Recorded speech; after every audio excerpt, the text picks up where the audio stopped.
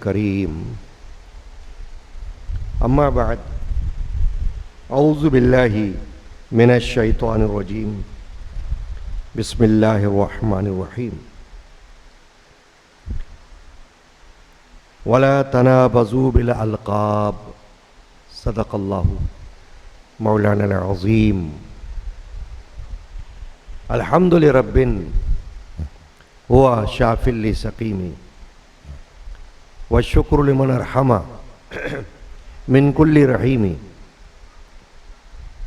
صلی اللہ علی النبی الامی وعلی آلہ واصحابہ صلی اللہ علیہ وسلم صلاۃ و سلام علیک یا سیدی یا رسول اللہ وعلی آلک واصحابک یا حبیب اللہ۔ حاضرین کرام، دوران اعتکاف روزانہ بعد نماز عصر درس کا یہ سلسلہ سالہ سال سے جاری ہے۔ اللہ تعالیٰ آج کی حاضری قبول فرمائے۔ قرآن مجید کی سورۃ الحجرات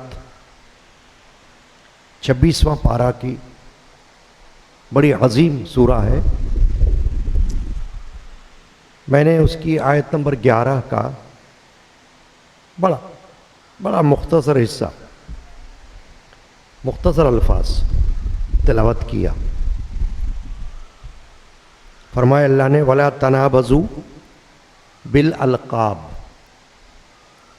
اور ایک دوسرے کو برے ناموں سے نہ پکارو۔ سورۃ الحجرات جو ہے اس میں ابتدائی آیات تو رسول اکرم مفخر بنی آدم رحمۃ العالمین شافی المذنبین صلی اللہ علیہ وسلم کے بارگاہ رسالت میں آداب کے حوالے سے، یعنی صحابہ کو اور تمام اہل ایمان کو اللہ تعالیٰ نے یہ واضح کر دیا کہ بارگاہ رسالت کے ادب کیا ہوتا ہے، کن کن باتوں میں کیا کیا ادب کرنا ہے، وہ ابتدائی آیات ہے۔ اس کے بعد سورۃ الحجرات میں معاشرتی اصلاح کے حوالے سے اللہ تبارک و تعالی جل شانہ عما نوالہ نے احکامات دیے، ایسا کرو، ایسا نہ کرو، ویسا نہ کرنا، مختلف احکامات ہیں۔ اس وقت تو صرف ایک حکم اس پر گفتگو مقصود ہے، اور وہ یہ ہے وَلَا تَنَابَزُوا بِالْأَلْقَابِ، ایک دوسرے کو برے لقب سے، برے ناموں سے مت بلاؤ۔ اب اس کی تشریح کیا ہے؟ پہلے تو یہ سمجھ لیں آپ کہ لقب اپنے اصل نام کے علاوہ کوئی نام ہوتا ہے، اس کو ہم کہتے ہیں لقب، اس کی جمع ہے القاب۔ وَلَا تَنَابَزُوا بِالْأَلْقَابِ، اللہ نے فرمایا برے القاب سے نہ پکارو ایک دوسرے کو۔ تو لقب، ٹائٹل کسی کو دیا جاتا ہے، اس کی خوبی کی بنا پر بھی دیا جاتا ہے، کوئی صفات اس کے اندر ایسی اچھی نظر آتی ہیں تو اس کو کوئی ایک خاص صفت سے یاد کیا جاتا ہے۔ اس کی مثالیں نبی اکرم علیہ الصلوۃ والسلام سے ہم کو بہت ملتی ہیں۔ مثال بتاؤں آپ کو، حضرت ابوبکر صدیق رضی اللہ تعالی عنہ، ان کا اصل نام تو ہے عبداللہ، مگر اللہ کے رسول صلی اللہ علیہ وسلم نے ان کو بڑے پیارے القاب دیے۔ ایک تو دیا صدیق، اس نام سے لوگ جانتے ہیں بہت، سچا، سچائی والا۔ ایک لقب دیا ان کو عتیق، عتیق کا معنی ہے آگ سے چھوٹا ہوا، دوزخ کی آگ سے نجات یافتہ۔ یہ اللہ کے رسول صلی اللہ علیہ وسلم نے ان کے لیے فرمایا، ابوبکر صدیق کے لیے، صدیق، عتیق۔ حضرت عمر بن خطاب رضی اللہ تعالیٰ عنہ امیر المومنین، ان کو بھی حضور نے لقب دیے، فرمایا فاروق، حق اور باطل میں فرق بتانے والا ہے، فاروق۔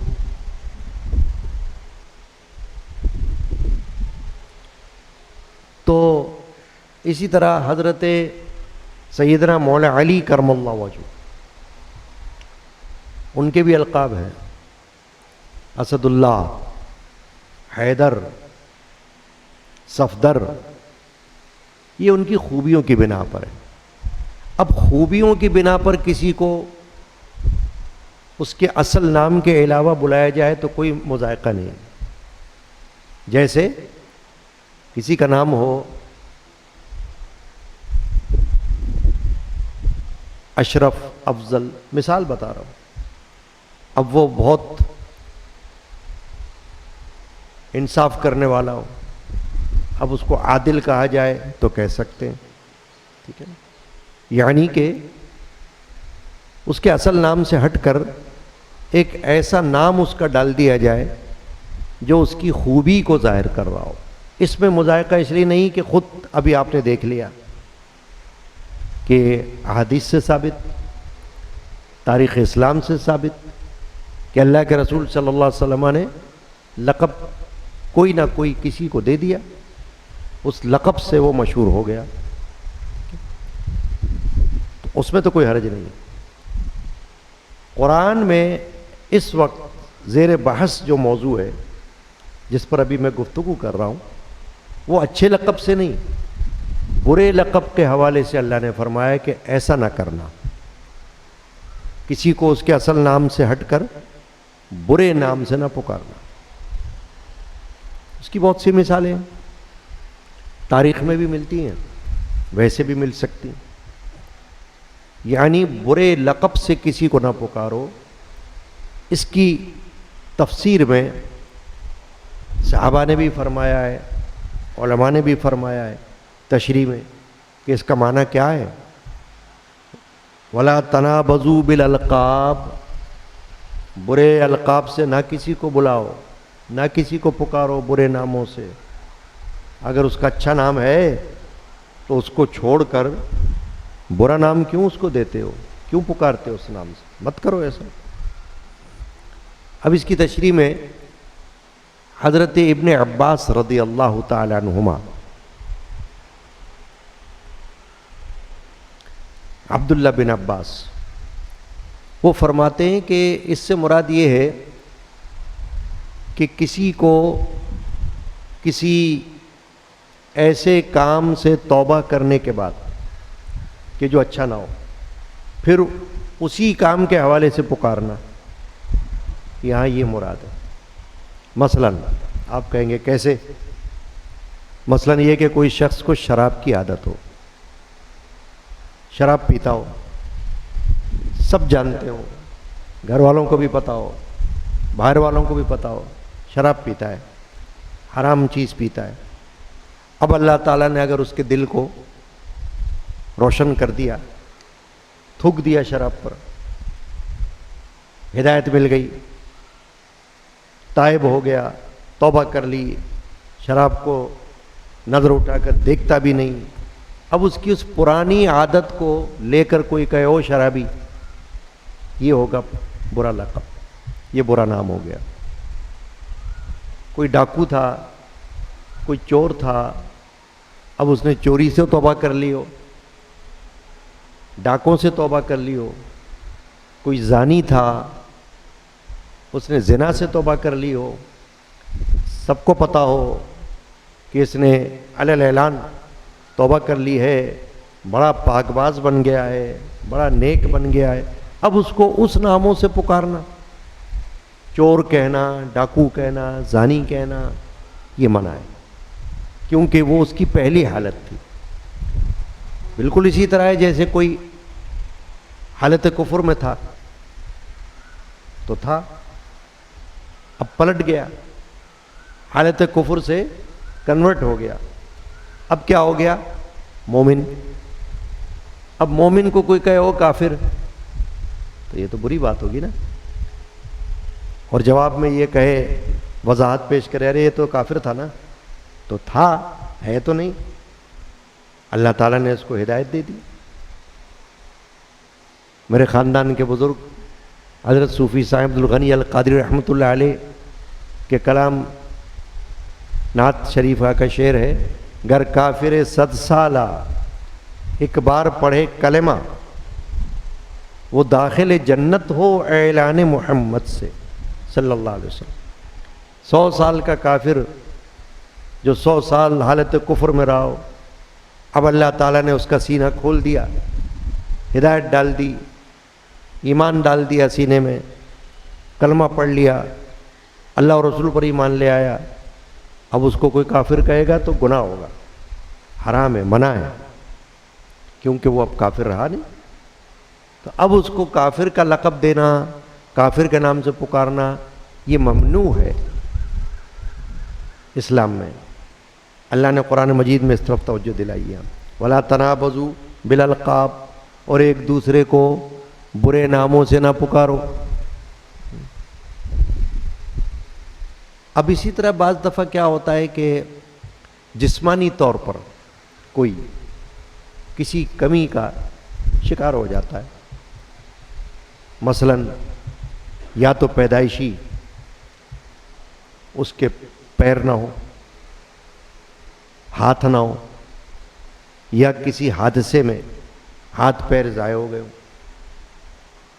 کوئی پیدائشی نابینا ہو، یا کسی وجہ سے بصارت چلی گئی ہو، اب اس کو لے کر کوئی اس کو اس کے اصل نام کو چھوڑ کر یہ کہے، او لنگڑے، او لولے، او اندھے، تو یہ قرآن کی روح سے گناہ ہو جائے گا اس پر، کہ اس کو اسلام سے نہ پکارو، خاص کر اس کو سن کر برا بھی لگے، ناگوار بھی گزرتا ہو اس کو، یہ تو اور زیادہ جرم ہے۔ ایک چیز انسان کو بری لگتی ہے، ایک نام، اور کوئی اس کو اس نام سے پکارتا رہے، تو ہمارے معاشرے میں تو ہوتا رہتا ہے نا، کوئی نابینا ہے تو اس کو اندھا کہہ کر پکارنا، کوئی پیروں سے معذور ہے تو اس کو لنگڑا کہہ کر پکارنا، یعنی اس کو بلانے کے لیے اس کے نام کو استعمال نہ کیا جائے اگر، اور اس کی اس کمی کو سامنے رکھ کر اس کو پکارا جائے تو یہ منع ہے، یہ برا لقب کہلائے گا۔ لنگڑا کہہ کے پکارنا، اندھا کہہ کر پکارنا، اگر کوئی ایک آنکھ سے معذور ہے تو کانا کہہ کر پکارنا، بعض لوگ چڑ کے طور پر کسی کے اس طرح کے نام رکھ لیتے ہیں،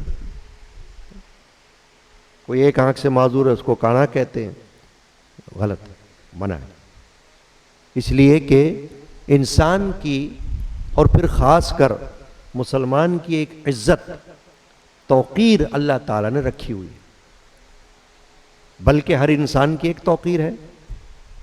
آپ کسی غیر مسلم کو بھی اس کے کسی جسمانی عذر کو لے کر اس کو اس نام سے نہیں بلا سکتے، برا لگے گا، اس کا احتیاط کرنا ہے۔ یعنی مسلم اور غیر مسلم دونوں میں یہ تفریق، تخصیص نہیں ہے، دونوں میں ایک ہی جیسی بات ہے کہ آپ کسی کا اچھا نام چھوڑ کر اس کو اس نام سے پکارو، یہ نہیں۔ ہاں اگر کسی وقت کوئی ایسی اس کے اندر برائی تھی، وہ برائی ختم ہو گئی تو اب اس کو نہیں پکارو۔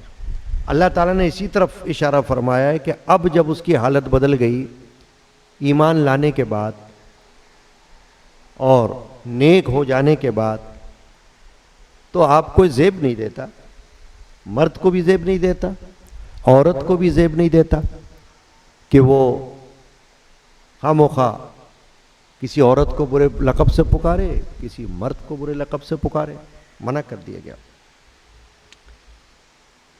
احادیث شریفہ بھی اس طرف توجہ دلا رہی ہے۔ سنن ابو داؤد، صحاح ستہ حدیث کی کتابیں، 6 حدیث کی کتابوں کو ہم کہتے ہیں صحاح ستہ، ان میں سے ایک ہے سنن ابو داؤد، امام ابو داؤد کی کتاب۔ اس میں ام المؤمنین حضرت عائشہ صدیقہ رضی اللہ تعالی عنہا روایت فرماتی ہیں کہ حضرت بی بی صفیہ رضی اللہ تعالی عنہا، ام المومنین ہے یہ بھی صفیہ، کا اونٹ بیمار ہو گیا تھا، اور حضرت بی بی زینب بنت جحش رضی اللہ تعالی عنہا، یہ بھی ام المومنین ہے، یعنی یہ ازواج مطہرات کی بات ہو رہی ہے آپس میں۔ کبھی کبھی ایسا ہو سکتا ہے، حکمت ہوتی ہے اللہ کی، کوئی نہ کوئی پیغام بتانا ہوتا ہے۔ حضرت عائشہ کہتی ہیں کہ حضرت صفیہ کا اونٹ تھا سواری کا، بیمار ہو گیا، اور بیوی زینب کے پاس ایک سواری فالتو بھی تھی، یعنی کہ ایک سے زیادہ سواری تھی ان کے پاس۔ تو حضور اکرم صلی اللہ علیہ وسلم نے حضرت زینب سے فرمایا کہ صفیہ کو اپنا اونٹ دے دو ایک۔ تو زینب نے کہا کیا میں اس یہودیہ کو دوں؟ یہودیہ کو دوں؟ اب اس پر حضور اکرم علیہ الصلوۃ والسلام کو سخت غصہ آیا، یعنی آپ ناراض ہو گئے، اور حدیث پاک بتاتی ہے فَحَجَرَهَا ذِي الْحِجَّةِ وَالْمُحَرَّمِ وَبَعْدَ سفر، آپ نے 3 مہینوں تک ان سے بات نہیں کی، اپنی زوجہ محترمہ سے کلام نہیں کیا، ناراض ہو گئے آپ حضور اکرم صلی اللہ علیہ وسلم۔ حالانکہ بات تو آپس کی ہوئی تھی نا، وہ بھی زوجہ تھی، یہ بھی زوجہ تھی، ایک زوجہ نے دوسری زوجہ کے متعلق کچھ کہا، مگر چونکہ غلط کہا، نبی پاک صلی اللہ علیہ وسلم کو پسند نہیں آئی، یہ بات قرآن کے خلاف ہو گئی، تو حضور نے فَحَجَرَهَا، حدیث کے الفاظ ہیں، ان کو چھوڑ دیا، دوری اختیار کی، ان کے پاس نہیں گئے، حضرت زینب بنت جحش کے پاس، حالانکہ وہ زوجہ تھی حضور کی۔ کب تک نہیں گئے؟ ذی الحجہ والمحرمہ وبعد سفر، ان 3 مہینوں میں سفر کے کچھ دنوں تک، ذی الحجہ، محرم، سفر، سفر کے کچھ دنوں تک آپ نے دوری اختیار کر لی ان سے، اس لیے کہ ان کو احساس ہو کہ میں نے غلط کہا۔ اب یہ کیوں کہا تھا یہودیہ؟ یہ حضرت صفیہ رضی اللہ تعالی عنہا ایک یہودی کی بیٹی تھی، حی بن اخطب باپ کا نام تھا، اور وہ حضرت ہارون علیہ السلام کی اولاد میں سے تھا، پیغمبر کی اولاد میں تھا، تو یہ بھی پیغمبر کی اولاد ہو گئی حضرت صفیہ۔ مگر غزوہ خیبر میں یہ قید ہو کر آ گئیں، جب جہاد ہوتا تھا تو مال غنیمت میں مال بھی آتا تھا اور عورتیں بھی آ جاتی تھیں، تو یہ قید ہو گئی۔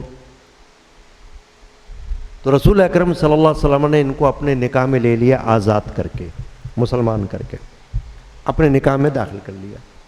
انہوں نے خود اپنی مرضی ظاہر کی حضرت صفیہ نے، حالانکہ پہلے بھی منقوہ تھی ہیں کسی کی، مگر نبی پاک صلی اللہ علیہ وسلم وہاں سے جب نکاح سے وہ باہر نکل گئی تھی، تو اب اس وقت رسول پاک صلی اللہ علیہ وسلم نے آزاد فرمایا اور اسلام لا کر ان کو اپنے نکاح میں داخل فرما لیا۔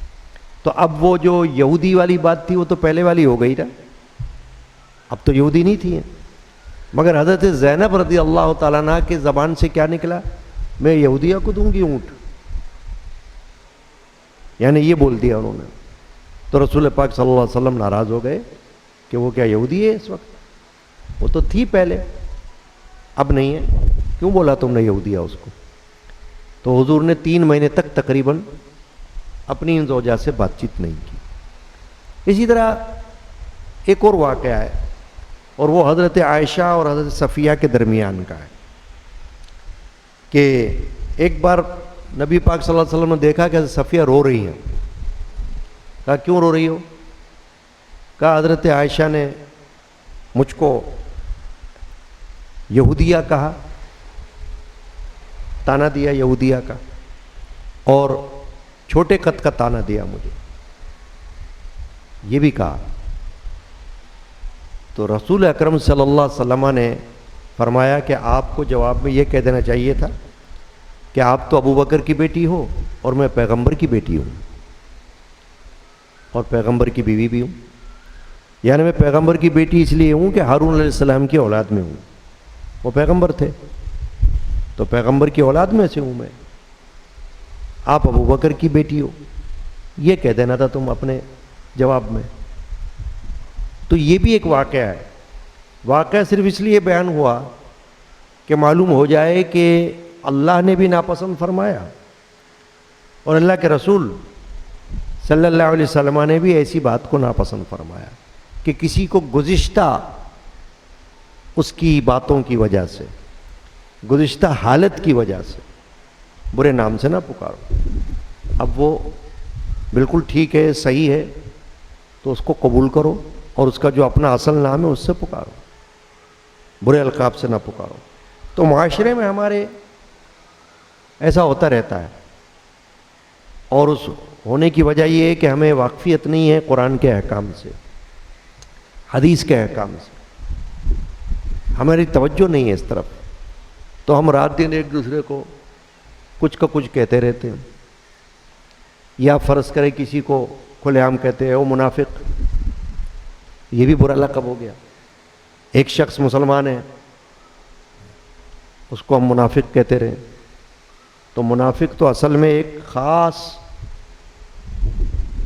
عیب ہے ایسے شخص کا جو اپنی زبان سے اپنے آپ کو مسلمان کہتا ہو اور اندر سے کافر ہو، اس کو کہتے ہیں منافق۔ قرآن میں ان کا ذکر آیا خاص طور سے۔ تو کسی کو ایسی منافق کہہ دینا یا کسی کو کافر کہہ دینا، یہ سب ممنوعات میں سے احتیاط کی بات ہے کہ ایسا کرنا قرآن کے خلاف ہے، ایسا کرنا حدیث کے خلاف ہے۔ چنانچہ اب معلوم یہ ہوا قرآن مجید کے الفاظ سے وَلَا تَنَابَزُوا بِالْأَلْقَابِ، ایک دوسرے کو برے ناموں سے نہ بلاؤ، برے القاب سے نہ پکارو۔ اگر اس کے اندر کوئی جسمانی مسئلہ ہے تو وہ تو اللہ کی طرف سے، کیا پتہ تمہارے اندر کبھی کوئی ایسی بات پیدا ہو جائے تو اس کو تمسخر کے طور پر، مذاق کے طور پر نہ لو، احتیاط کرو۔ چنانچہ ہمیں چاہیے کہ ہمارے معاشرے میں خود بھی احتیاط کریں، دوسروں کو بھی منع کریں۔ اگر کسی کو پتہ نہیں ہے نا یہ بات، بعض اوقات کیا ہوتا ہے دوست بیٹھے ہوتے ہیں آپس میں، دوستی یاری ہوتی ہے، اب اگر یہ خود تو نہیں کہہ رہا، کوئی اور کہہ رہا ہو اس طرح کی چیزیں باتیں، تو کم از کم اس کو سمجھا دینا چاہیے کہ ایسا منع ہے، اس طرح کسی کو پکارنا یا اس کے کسی کمی کو دیکھ کر اس کو اس حوالے سے پکارنا۔ اب مثال کے طور پر ایک شخص کے سر پر بال نہ ہو اور کوئی اس کو کہے وہ گنجے، تو یہ بھی برا لقب ہو جائے گا، یہ برا نام ہو جائے گا، کیونکہ یہ اس کا نام تھوڑی ہے، اس کا نام تو ماں باپ نے کچھ اور رکھا ہوگا، تم اس کو اسی نام سے پکار رہے ہو، تو یہ نہیں ہونا چاہیے۔ تو یہ میں نے مثالیں بتا دی ہر طرح سے، جسمانی عیوب کی بھی، جسمانی کمزوریوں کی، پیدائشی ہوں یا بعد میں ہوئی ہوں، تو وہ تو قدرتی طور پر ہو گئی، تم اللہ کا شکر ادا کرو، تمہیں اللہ تعالیٰ نے اس عیب سے، اس برائی سے محفوظ رکھا۔ شیخ سعدی شیرازی، جن کا نام تھا مصلح الدین، بہت بڑے صوفی شیخ، بزرگ شاعر گزرے اور سہروردیہ سلسلے کے تھے۔ حضرت شیخ شہاب الدین سہروردی رضی اللہ تعالیٰ عنہ کے مرید تھے، اور شیخ سعدی بہت مشہور ہیں۔ تو ان کا ایک واقعہ مشہور ہے، وہ خود بیان کرتے ہیں اپنی کتاب میں کہ میں نے یہ سوچا کہ میرے پاس جوتے نہیں ہیں، میرے پاس جوتے ہونے چاہیے. اللہ تعالیٰ سے دعا کی میرے پاس جوتے ہوں، ننگے پیر ہوں، جوتے نہیں ہیں میرے پاس. کہا مسجد سے نکلا تو میں نے دیکھا ایک شخص بیٹھا ہوا ہے، اس کی دونوں ٹانگیں نہیں، دونوں پیر نہیں ہیں. تو میں نے کہا یا اللہ تیرا شکر ہے، تو نے مجھے صرف ننگے پیر رکھا مگر پیر تو دیے. اس بیچارے کے پاس تو پیر ہی نہیں ہے. یعنی کہ اپنی حالت پر شکر ادا کیا کہ وہ شخص جس کے پاس تو پیر ہی نہیں ہے جوتے کو کیا کرے گا وہ، اور میرے پاس جوتے نہیں ہیں تو میں جوتے کے لیے پریشان. تو مثال یوں ہے یہ کہ انسان کو دوسرے کے مقابلے میں اپنی کوئی حالت بہتر لگے تو ایک بار نہیں کئی بار اللہ کا شکر کرنا چاہیے. حدیث پاک میں ہے کہ اپنے سے نیچے کو دیکھو، اوپر کو دیکھو گے تو تمہیں لگے گا کہ تم اس سے کم ہو.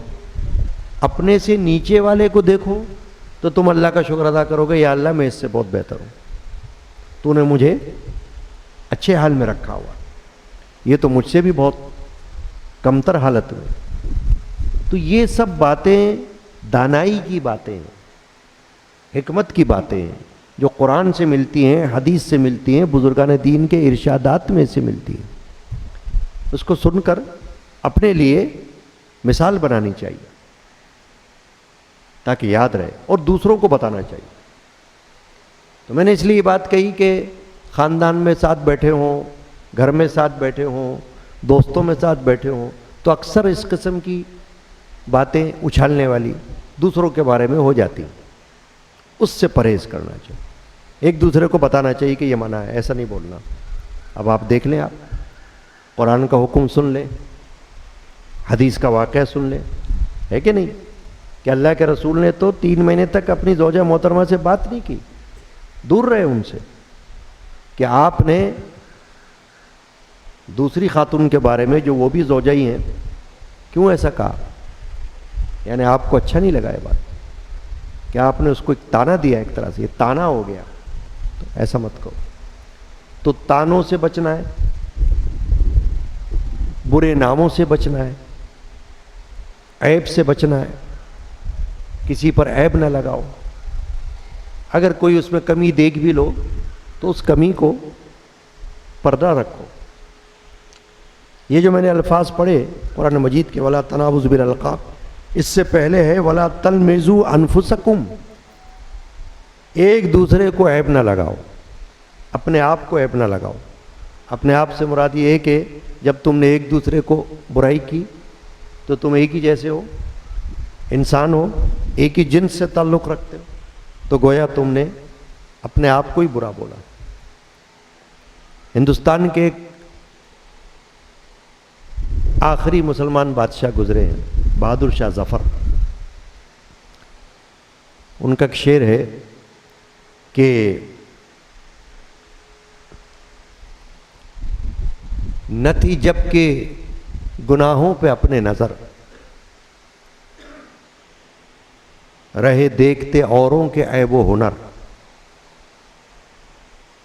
پڑی جب کہ گناہوں پہ اپنی نظر، تو نگاہوں میں کوئی برا نہ رہا.